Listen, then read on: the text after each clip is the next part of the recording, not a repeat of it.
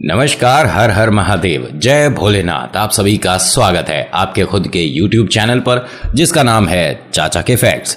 मेरा नाम नितिन है। मैं यहाँ से फैक्ट्स बताता हूँ, ईश्वर से जुड़े चमत्कार, रोचक पौराणिक कथाएं और तीसरी शक्ति के प्रकोप के बारे में बात करता हूँ। हाँ, उन्हें कहानी के माध्यम से सुनाता समझाता हूँ आप लोगों को। और अगर आप पहली बार आए हो तो आप 2-1 वीडियो देखिएगा, उसके बाद आपको लगता है कि आपका समय सही व्यतीत करा है इस लड़के ने, मतलब मैंने, तो आप सब्सक्राइब भी कर सकते हैं। और ये मेरा जो पुराना परिवार है, आपने तो जी एक काम जरूर करना होता है, लाइक जरूर करना होता है ना, और दूसरा शेयर जरूर करना होता है, क्योंकि सब्सक्राइब तो आपने कर ही रखा है। देखिए, आज मैं आपको ये बात बोलूंगा, जो नए लोग हैं उन्हें हो सकता है कि अजीब लगे, लेकिन जो पुराना ये परिवार है, हाँ, जिन्हें लोग सब्सक्राइबर बोलते हैं, मैं परिवार बोलता हूँ, ये जो पुराना परिवार है, इन्हें पता है कि नितिन भैया किसी भी तरह से हमसे कोई भी बात शेयर कर लेते हैं। और यहाँ कोई ऐसा हिसाब नहीं है कि कोई कंटेंट क्रिएटर है, कोई वीडियो का यूट्यूबर है, ऐसा कुछ है ही नहीं। एक वहाँ बैठा देख रहा है, एक यहाँ बैठा सुना रहा है, बस ये वाली बात है यहाँ।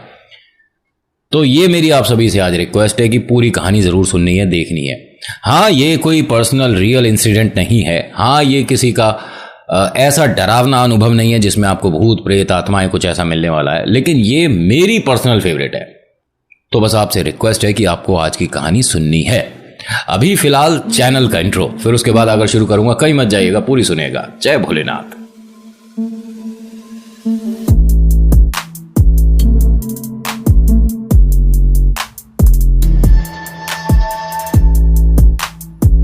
आज की कहानी है एक ऐसे राजा की जिसके 4 बेटे हैं और सभी होनहार हैं, सभी बहुत ज्यादा अक्लमंद हैं और बहुत ज्यादा अपने पिता की, अपने माता की, अपनी प्रजा की परवाह करते हैं। देखिए, पहले इन राजा जी के बारे में आपको थोड़ा सा बता देता हूं।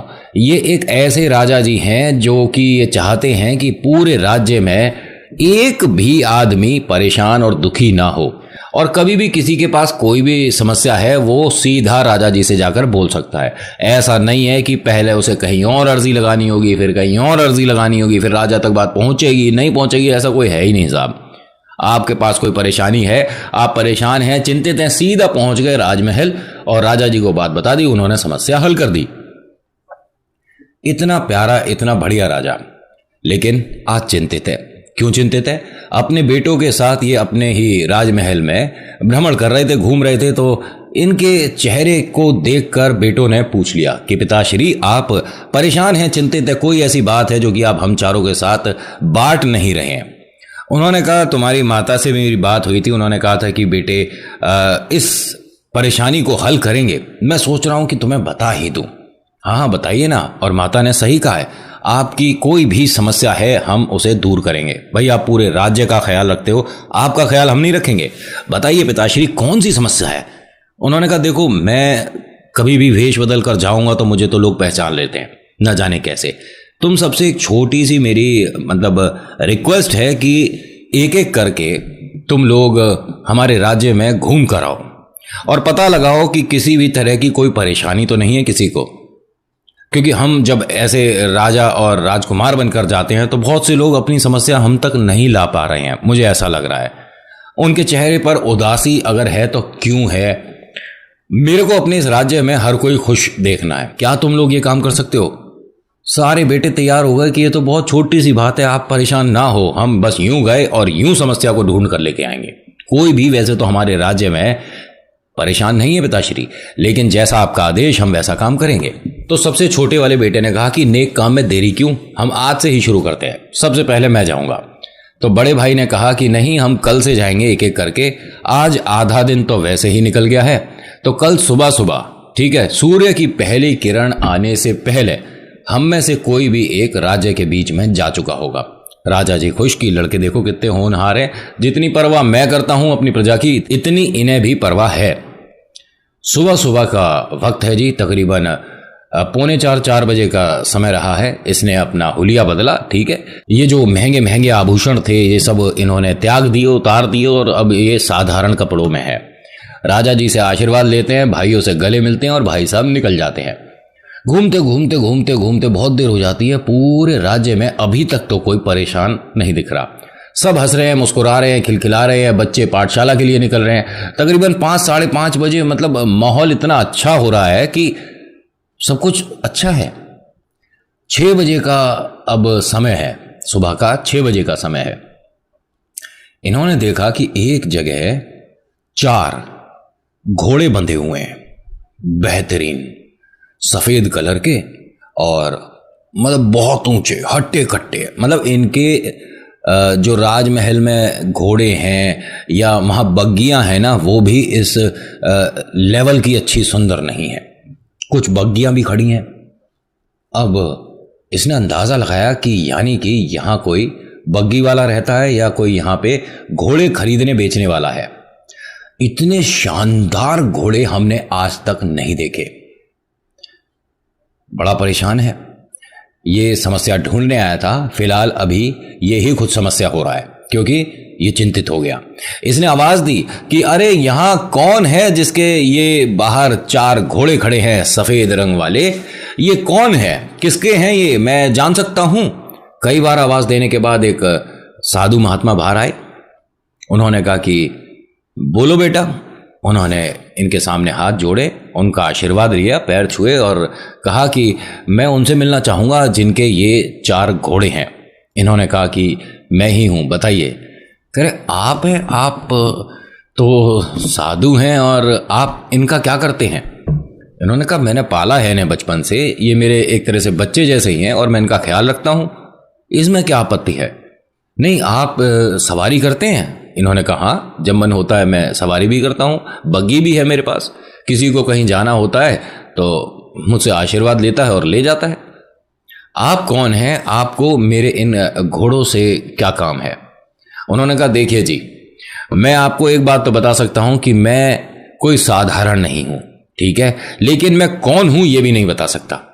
आपसे एक छोटी सी बात कहना चाहूँगा, बुरा मत मानिएगा। उन्होंने कहा नहीं नहीं, मैं साधु हूं और मुझे कोई बात बुरी लगती ही नहीं, जो मन में है बोलो, और चाहो तो तुम ना भी बोलो, मैं भी बता दूंगा कि तुम्हारे मन में क्या चल रहा है। उसने कहा अगर ऐसी बात है तो बता सकते हो। साधु जी ने कहा कि आप इन्हें अपने घर ले जाना चाहते हो। आप कहो तो मैं आपके पिता का भी नाम बता सकता हूं, आपका नाम भी बता सकता हूं बेटा, आपके 3 भाइयों का भी नाम बता सकता हूं। तो इस लड़के ने कहा कि आप मुझे जानते हैं? करें नहीं, ये मेरी विद्या है, आप चाहोगे तो हाँ जितना बताया उससे ज्यादा भी बता सकता हूं, आपके जो मन में है आप बोलो। इन्होंने कहा कि मैं इनकी परवरिश आपसे ज्यादा अच्छी कर सकता हूं, इन्हें खाना आपसे ज्यादा अच्छा दे सकता हूं, इनकी सेवा आपसे ज्यादा अच्छी करवा सकता हूं। मेरे पास 10-10, 15-15 लोग हैं जो कि इनकी रात दिन सेवा करेंगे, ये खुश रहेंगे। उन्होंने कहा आगे बोलते जाओ, हम सुन रहे हैं। तो मैं ये अपने साथ ले जाना चाहता हूं, 4 घोड़े। तो उन्होंने कहा कि अच्छी बात है, लेकिन यहां मेरी एक शर्त है। उन्होंने कहा हाँ हाँ, आप मूल्य बताओ। उन्होंने कहा मुझे पैसे चाहिए ही नहीं, मैं जो शर्त कह रहा हूं पहले ये सुन लो और ध्यान से सुन लो, ये एक थोड़ी गंभीर है बात। उन्होंने कहा जो भी है आप बताइए। कह रहे पहले तो आपको 3 यही घोड़े छोड़ के जाने पड़ेंगे, सिर्फ एक लेकर जाओगे, उस पर बैठ कर जाओगे और पूरे राज्य का एक चक्कर लगाकर मेरे सामने आओगे। उन्होंने कहा बस इतनी सी बात है, 1 घंटा लगेगा ज्यादा से ज्यादा, मैं अभी चक्कर मार के आ जाऊंगा। उन्होंने कहा नहीं नहीं, पूरी बात सुन लो, जो तुम रास्ते में देखोगे कोई ना कोई एक बात तुम्हें अजीब जरूर लगेगी। मैं जो बोल रहा हूं ध्यान से सुनिएगा और आप भी ध्यान से सुनिएगा। पूरे चक्कर मारने के दौरान आपको कोई एक चीज बड़ी अजीब लगेगी, वो आपको ध्यान करके मुझे बतानी है, और उसका क्या उत्तर होगा ये भी मुझे बताना है। इन्होंने कहा बस इतनी सी बात। अरे हम चतुर हैं, चालाक हैं, पढ़े लिखे हैं, पाठशाला गए हैं, बड़ी जगह से जाकर हमने विद्या ग्रहण करी है, आपको क्या मैं मूर्ख लग रहा हूं? उन्होंने कहा नहीं, मूर्ख लग नहीं रहे हो, लेकिन अगर मूर्खता वाली बात करी कि मुझे इसका उत्तर नहीं पता तो मैं आपको पत्थर का बना दूंगा। अब यहां पैरों के नीचे से जमीन निकल गई, क्योंकि अभी तक तो सिर्फ हाथों में लड्डू ही लड्डू दिख रहे थे। अब जब पत्थर का बना देंगे तो भाई तो समस्या हो गई यहां, यानी घर कभी नहीं लौटेगा। मतलब मेरे को मंजूर है। उन्होंने कहा सोच लीजिए, कहीं आपका घर पर कोई इंतजार कर रहा हो और आप घर ना पहुंचे तो परेशानी हो जाएगी। उन्होंने कहा मुझे कोई परेशानी नहीं होगी और ऐसी कोई बात नहीं जिसे मैं हल नहीं कर सकता, कोई ऐसा प्रश्न नहीं जिसे मैं हल नहीं कर सकता, आप मुझे बस घोड़े को ले जाने की अनुमति दीजिए। उसने कहा ले जाओ। अब ये भाई साहब घोड़े पे बैठ गए और टुकुट टुकुट टुकुट टुकुट टुकुट टुकुट पूरे राज्य में घूम रहे हैं। बढ़िया सा एक बेहतरीन सा लंबा चक्कर मार के आए हैं, लेकिन टेंशन में है क्योंकि इन्होंने जो रास्ते में देखा वो इन्हें समझ नहीं आया। साधु जी बाहर ही बैठे थे, उन्होंने देखा इन्हें, आइए चक्कर लगा लिया। हाँ हाँ, पूरे राज्य में कौन सी ऐसी चीज आपको अजीब दिखी है जो कि आप मुझे बताने वाले हो, बताइए।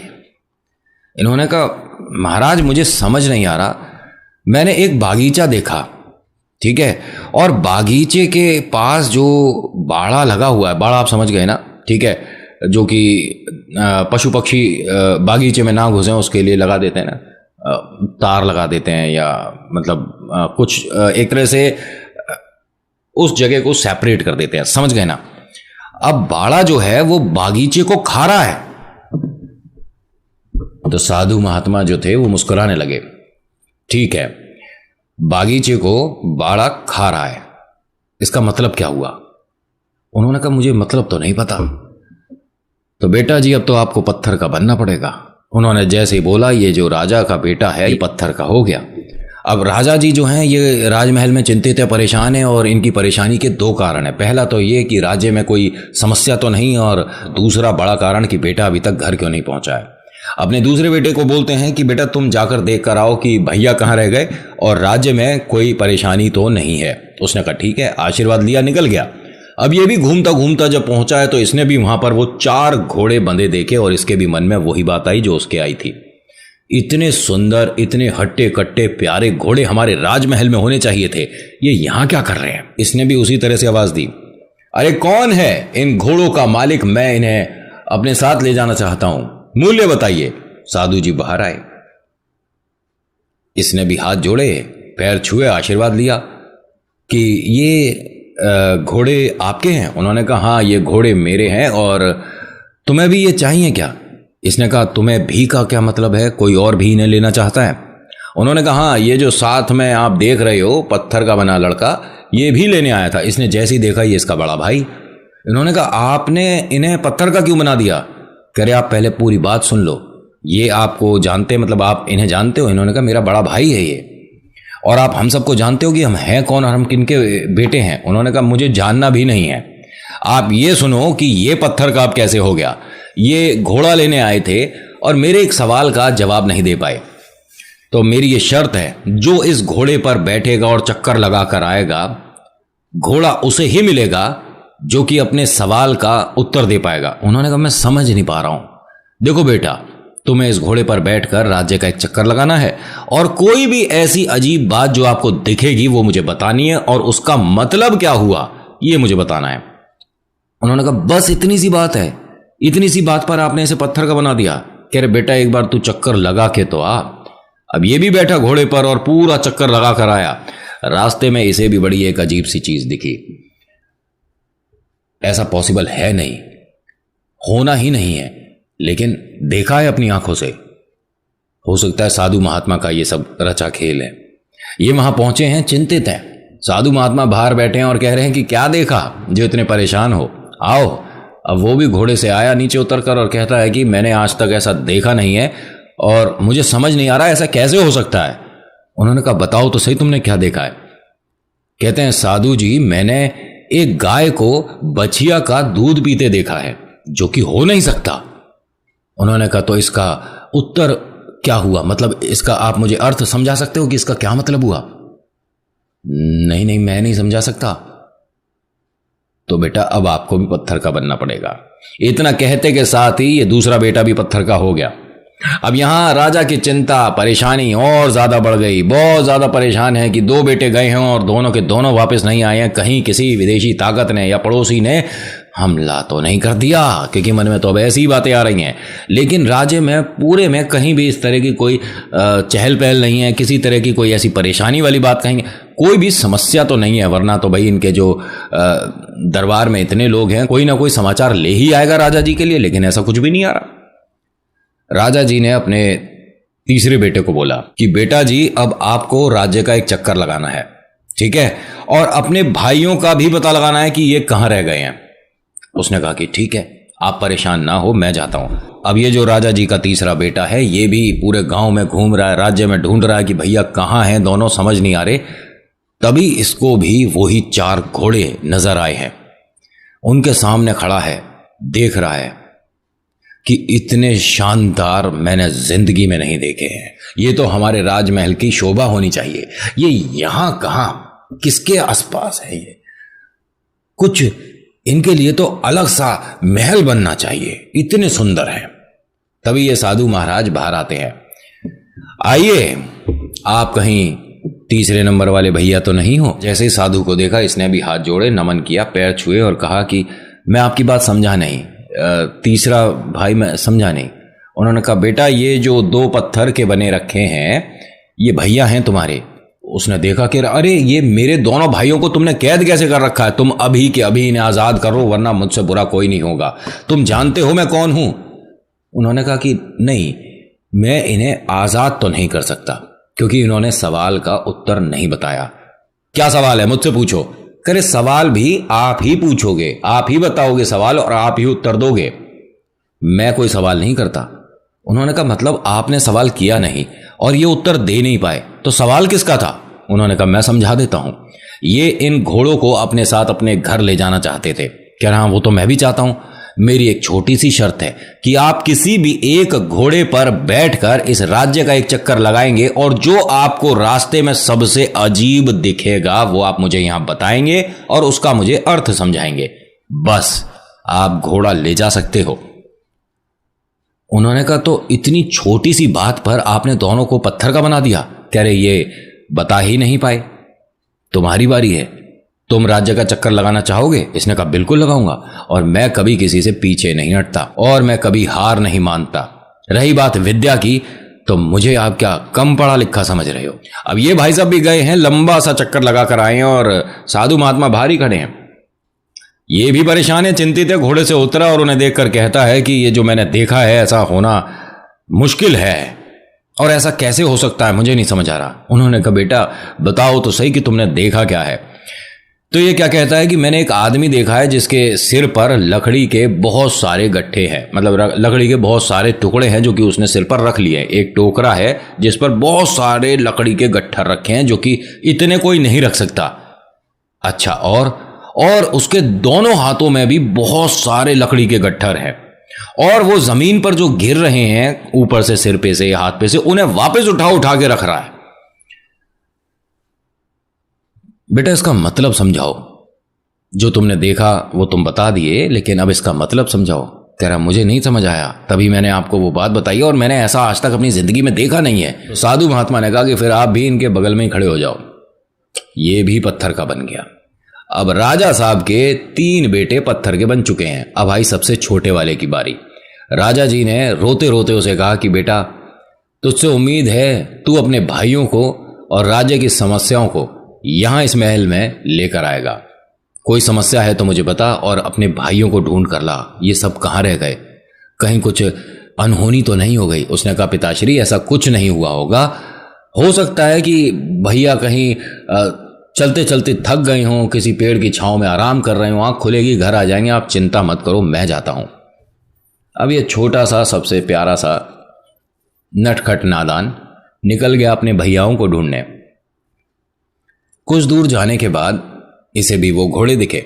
मन में इसके भी वही सारी बातें आई कि काश ये हमारे पास होते और हम चारों भाई इस पर कितने अच्छे लगते चलते हुए, और ये कितने ऊंचे हट्टे कट्टे ठाड़े हैं, मतलब बहुत सुंदर, बहुत ही ज्यादा सुंदर। साधु जी आए कि लगता है कि बेटा जी आप सबसे छोटे वाले हो, आपको भी ये अपने घर ले जाने हैं। इसने देखा साधु को, हाथ जोड़े, पैर छुए और कहा कि सबसे छोटे वाला हूं मैं, समझा नहीं। कह रहे ये जो 3 पत्थर की मूर्तियां खड़ी हैं क्या ये तुम्हारे भाई हैं? इसने देखा, इसका खून खौल गया। मेरे भाइयों के साथ तूने ये क्या किया है? कह रहे कि नहीं मैंने कुछ नहीं किया है, ये तो मेरी शर्त है। कैसी शर्त है? पहले आप बताइए कि आप यहां क्यों आए हो। तो इसने कहा कि मैं अपने भाइयों को ढूंढने आया था और वो मेरे सामने हैं। आप ये बताइए कि क्या शर्त है आपकी और मेरे भाइयों को ऐसा कैसे कर दिया।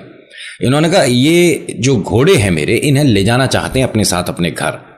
करे हाँ, मैं भी चाहता हूं और आपसे ज्यादा अच्छी देखभाल करेंगे, आपसे ज्यादा अच्छे से हम इनका पालन पोषण कर सकते हैं। आप इनको खिलाते ही क्या हो, हम इनको बहुत कुछ अच्छा खिला सकते हैं, अच्छा रहन सहन होगा, ये मान लो कि राजमहल में रहेंगे। उन्होंने कहा अच्छा, लेकिन एक छोटी सी शर्त है, आप ले जाओ, इन चारों को ले जाओ, मैं मना नहीं कर रहा, लेकिन किसी एक पर आपको बैठकर इस राज्य का चक्कर लगाना है और जो आप सबसे अजीब चीज देखोगे उसका मुझे उत्तर बताना है। उसका मतलब बता दो, अर्थ समझा दो और ले जाओ, चारों ले जाओ। उसने कहा बस बस इतनी सी बात है। अब ये छोटा सा जो है नन्ना मुन्ना बैठ गया जी घोड़े पे और पूरे राज्य का चक्कर लगा कर आया और ऐसे ऐसे सिर खुजा रहा है। ये मैंने क्या देखा और क्यों देखा मुझे समझ नहीं आ रहा, बता बेटा क्या देखा। इसने कहा कि मुझे ये चीज समझ ही नहीं आई, मैं आपको क्या बताऊं। उन्होंने कहा बता तो सही। कह रहे मैंने 7 कुएं देखे हैं, ऐसे गोलाई में 7 कुएं देखे हैं और बीच में एक बड़ा कुआं है, 8वां, ठीक है। और ये जो 7 हैं कुएं, इन सब में ये 8वां कुआं जो है पानी दे रहा है, ठीक है, लेकिन इसको वापस कोई पानी नहीं दे रहा। मतलब ये 7 के 7 जो कुएं हैं, इसको पानी ये बीच में जो कुआं है 8वां, ये दे रहा है, जो मैंने देखा है। और ये एकदम से सूख गया तो वो जो बाकी के 7 हैं उस तरफ से कोई इस 8वें कुएं में पानी नहीं आ रहा है। ये बात समझ ही नहीं आई मुझे। उन्होंने कहा बेटा अगर समझ नहीं आई, उत्तर नहीं दे पाए, अर्थ नहीं समझा पाए, तो आप भी बगल में खड़े हो जाओ, पत्थर का बनना पड़ेगा। अब यहां राजा जी बहुत ज्यादा परेशान है कि 4 बेटे और चारों के चारों गायब हो गए, समझ नहीं आ रहा कि भाई हुआ क्या है। पूरे राजमहल में हलबली मच जाती है, सब परेशान है, ढूंढ मच जाती है हर जगह, पूरे गांव में पूरे राज्य में सब ढूंढ रहे हैं, लेकिन कोई उस बागीचे को पार करके उस झील के किनारे साधु की कुटिया तक नहीं जा रहा जहां वो चारों मूर्तियां बनी खड़ी हैं। अब राजा जी पता नहीं कैसे घूमते घामते वहां पहुंच गए। जैसे ही इन्होंने घोड़े देखे हैं, इनके मन में 1% भी ये नहीं आया कि इन्हें मैं ले जाकर अपने राजमहल में बांध दूं। इन्होंने इधर उधर आम तरीके से वैसे जैसे देख रहे थे वैसे ही देखा, ये अपने बेटों को ढूंढ रहे हैं। साधु बाहर आते हैं, अरे ये हमारे कुटिया कौन आया है, राजा जी की जय हो। इन्होंने उनके सामने हाथ जोड़े, राजा जी ने उनके पैर छुए और कहा कि आप जानते हो। कह रहे आपको कौन नहीं जानता, आप पूरी प्रजा के लिए इतना करते हो, आपको कौन नहीं जानता, सब जानते हैं। लेकिन राजा जी मेरे इस छोटे से साधु की छोटी सी कुटिया, मैं आपकी कोई मदद कर सकता हूं। उन्होंने कहा कि सबसे पहले ये कौन है, क्योंकि उनका ना कमर दिख रही थी बच्चों की जो थी, उस तरफ उन सभी के चेहरे थे। तो साधु ने कहा कि ये 4 नव युवक हैं जिनको अपनी बुद्धि पर बहुत ज्यादा घमंड था। मेरी एक छोटी सी शर्त थी जिसे ये पूरी करने में असमर्थ रहे, तो जैसा वादा किया था पत्थर में बदल गए। राजा जी ने आगे जाकर देखा तो इसके 4 बेटे हैं। इन्होंने कहा ये मेरे बेटे हैं और इनको अभी की अभी आप मुक्त करो। उन्होंने कहा ऐसा तो हो नहीं सकता, इसके लिए आपको मेरी एक शर्त माननी होगी। कह रहे कि मेरे को पहले आप ये बताओ कि ये 4 आपने ऐसे क्यों करे हैं। तो साधु महाराज ने कहा मैं वही तो बता रहा हूं, एक काम करो, आप एक घोड़े पर बैठकर पूरे राज्य का चक्कर लगा कर आओ और जो आप देखोगे उसको हल करना है और घोड़े ले जाओ। उन्होंने कहा मुझे घोड़े नहीं चाहिए, ठीक है, आप ये बताओ कि ये सारे जो मेरे बेटे हैं चारों के चारों कौन कौन से सवाल में असमर्थ रहे, मैं उनके जवाब यहीं खड़े खड़े दूंगा। तो साधु महात्मा ने कहा कि ठीक है, फिर सबसे पहले बड़े बेटे की सुनो, जो इन्होंने देखा था। इन्होंने देखा कि बागीचे को बाड़ा खुद ही खा रहा है, ठीक है, इसका क्या मतलब हुआ, क्या अर्थ हुआ, क्या समझा सकते हो आप मुझे, हल कर सकते हो, इसका क्या मतलब बनता है। राजा जी ने कहा कि बहुत आसान सी बात है, कलयुग में ऐसा वक्त आएगा कि जिन पर आपको सबसे ज्यादा भरोसा है वही आपके भरोसे को तोड़ देंगे, आपको हानि पहुंचाएंगे, नुकसान पहुंचाएंगे। इसका मतलब यह होता है क्योंकि बागीचे को सबसे ज्यादा भरोसा उस बाड़े पे है जिससे उसकी रक्षा हो रही है। अगर बाड़ा ही बागीचे को खा रहा है तो फिर बचा ही क्या। साधु ने उनके आगे हाथ जोड़ दिए, कमाल कर दिया राजा साहब, आप अपने बड़े बेटे को ले जा सकते हो। जैसे ही उसने ये बोला, बड़ा बेटा साधारण नॉर्मल हो गया, पत्थर से बाहर आ गया। उन्होंने कहा मैं दूसरे बेटे का भी सवाल जानना चाहूंगा कि उसने क्या देखा। कह रहे हैं ऐसी बात है तो सुनो उसका भी। उसने देखा था कि जब रास्ते में घूम कर आया कि एक गाय अपनी बछिया का दूध पी रही है, जो कि होना मुश्किल है। इसका क्या अर्थ हुआ? उन्होंने कहा बहुत साधारण है, यह भी कलयुग की ही बात है। कलयुग में ऐसा वक्त आएगा कि मां जो है वो खुद अपनी बेटी का घर उजाड़ सकती है, धन सुख संपत्ति छीन सकती है। उसके लिए मन में ममता ही नहीं रहेगी। निस्वार्थ काम जो करती है मां, वो स्वार्थी हो जाएगी। ये कलयुग में होगा। उन्होंने कहा कमाल कर दिया राजा साहब, ये भी ठीक है, आप अपने दूसरे बेटे को भी ले जा सकते हो। राजा जी ने कहा कि बेटे तो चारों ही जाएंगे, आप तीसरे का सवाल बताइए। उसने कहा तीसरे ने यह देखा था कि लकड़ी का गट्ठर है किसी आदमी के सिर पर, और वो दोनों हाथों से और लकड़ी उठा रहा है, और उसके हाथ भी भरे हुए हैं, लेकिन बार बार उसके पास जो लकड़ियां हैं जो गिर रही हैं उन्हें फिर उठा रहा है। और समस्या यही है कि इसको आपका तीसरा बेटा हल नहीं कर पा रहा है। उन्होंने कहा यह भी साधारण बात है। साधु महात्मा ने कहा कि समझाओ मुझे, कैसे साधारण है? और जब ये बातचीत हो रही है तो पूरे राज्य में सबको पता पड़ गई वहां पे क्या हो रहा है, और सब लोगों ने चारों तरफ से घेर रखा है और सुन रहे हैं, और सब लोग राजा जी की हर उत्तर के बाद तालियां बजा रहे हैं। राजा जी ने कहा कि बहुत साधारण है, और ये भी कलयुग में ही होने वाला है। क्या होने वाला है? इंसान के पास भरपूर सुख संपत्ति होगी, खुशियां होंगी, ठीक है, और बात करूं पैसे को लेके, धन दौलत को लेके, तो उस पर इतना होगा कि संभाले नहीं संभलेगा, लेकिन वो और की लालच में, और की लालसा में हाथ पैर जरूर मारेगा, और उसके पास जो अपना धन है, अपनी संपत्ति है, उसे भी कभी गंवाएगा कभी बचाएगा, और इस बीच वो दूसरों के धन पे भी, दूसरों की खुशी पर भी, उनकी सुख संपत्ति पर भी अपनी नजर गड़ा देगा। और ये कलयुग में होगा। इंसान के पास जो है वो उससे कभी संतुष्ट होगा ही नहीं। उन्होंने कहा कमाल कर दिया राजा साहब, आप अपने तीसरे बेटे को भी ले जा सकते हो। सभी लोग ताली बजाते हैं। अब राजा आते हैं चौथे बेटे की तरफ, उस मूर्ति पर हाथ रखते हैं और बोलते हैं कि बेटा लेकर तुझे भी जाऊंगा। साधु जी बताइए मेरे चौथे बेटे ने क्या देखा था? उन्होंने कहा कि राजा साहब आपका ये छोटा बेटा देखकर आया था कि कोई 7 कुएं हैं गोलाई में, और एक कुआं बीच में है 8वां, और ये 7 कुएं को ये 8वां कुआं जो है, जो बीच में है, पानी दे रहा है। लेकिन जब ये खाली हो गया तो उनमें से किधर से भी पानी इस तक नहीं आया। ये क्या समझ नहीं पाया, इसीलिए ये पत्थर में बदल गया। आप जानते हो? उसने कहा बहुत आसान है, और ये भी कलयुग में होने वाला है।